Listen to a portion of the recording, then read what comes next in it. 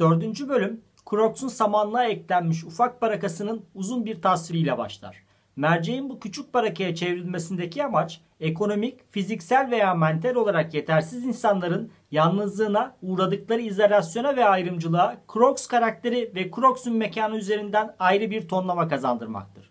Bu adam da 1930'ların dünyasındaki diğer bütün göçmen işçiler gibi yalnız ve ekonomik olarak zor durumdadır. Ayrıca at tepmesi sonucu kendi gibi çalışma gücünün bir kısmını kaybetmiş ve buna ilaveten ten renginden dolayı Lenny gibi söyledikleri dikkate alınmamakta ve Curly'nin karısına benzer şekilde diğerlerinden yalıtılmış durumda bulunmaktadır. Başka bir deyişle samanlıkta yaşayan bu adam temaların hemen hemen hepsini üzerinde toplamış durumdadır. Çiftliğin veya daha geniş anlamıyla dönem Amerika'sındaki göçmen işçiler için bir mikro evren durumundadır. Olay örgüsündeki küçük yerine karşılık temanın bir özeti gibidir ve bu anlamı ile bu karakter eleştirmenler tarafından bir yazar başarısı olarak kabul edilir. Kitap boyu yalnızlık teması arka planda dönse de yalnızlığın bir insana ne hissettirdiğini ilk defa bu bölümde Crocs'un ağzından duyarız. Ve arkasından Curly'nin karısı sonraki bölümde yalnız bir kadının iç dünyasına dair yapacağı uzun monoloğun girişini yapar burada. Olay örgüsünde çok az yer almasına karşılık Crocs kitapta karmaşık insan doğasına en yakın karakterlerden biridir ki bunu daha sonra detaylandıracağım. Buna karşılık kadının ismini bile bilmememize rağmen olayların akışını yönlendiren kişidir. Aynı zamanda hakkında en fazla bilgiyi bu ikisi hakkında verir kitap. Bu yazarın 1930'ların dünyasında yok sayılan ve ayrımcılığa uğrayan kadınların ve zencilerin gerçekte ne kadar var olduklarını vurgulamasının bir yoludur. Crocs ve karmaşık insan doğasını yansıtmasına dönecek olursak, diğer karakterler genel olarak tek yönlü ve belirli özellikleriyle sivrilmiş tiplerdir. Örneğin Lenny fazla saf, Curly fazla zorba veya karısı fazla seksidir. Buna karşılık bu adam gerçek dünyada olduğu gibi çift yönlü, yani iyi ve kötü yanları olan ve kendi içerisinde çelişkilere sahip bir karakterdir. Evet, barakaya alınmamaktadır, ancak o da odasına kimseyi almaz. Çiftlik hayalini ilk duyduğunda saçmalık olarak değerlendirirken arkasından katılmak ister. Ancak bölüm sonunda hayali ilk terk eden kişidir de aynı zamanda. Lenny'nin arkadaşlığından hoşlansa da onu George üzerinden üzer veya kendi odaya girdiğinde içsel olarak memnun olur ancak bunu öfkesinin arkasına gizler.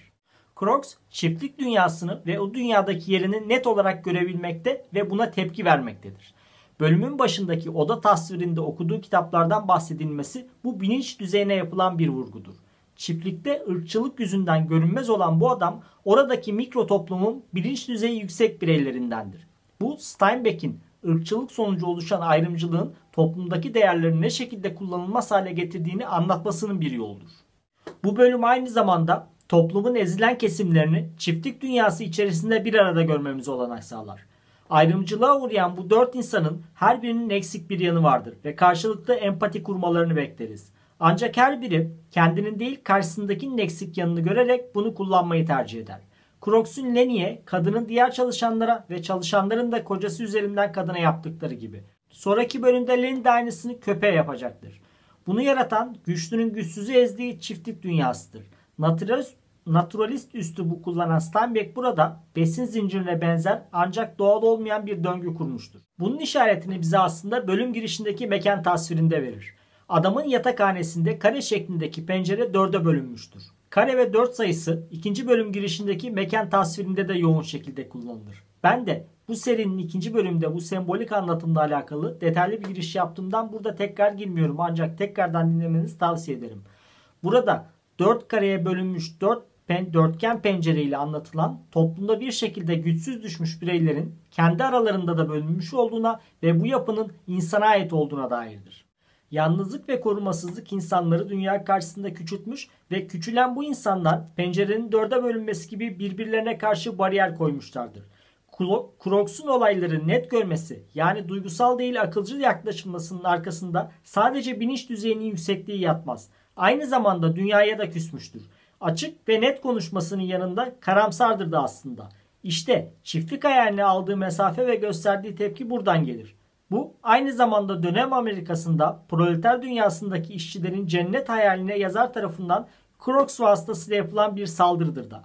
Çalışanların yalnızlıklarıyla mücadele ve toplumsal risklere karşı korunma amacı güden çiftlik hayalinin gerçekleşmesi mümkün olmayan bir hayal ve aslında sistem tarafından avutulmalarının bir yolu olduğuna yapılan vurgudur.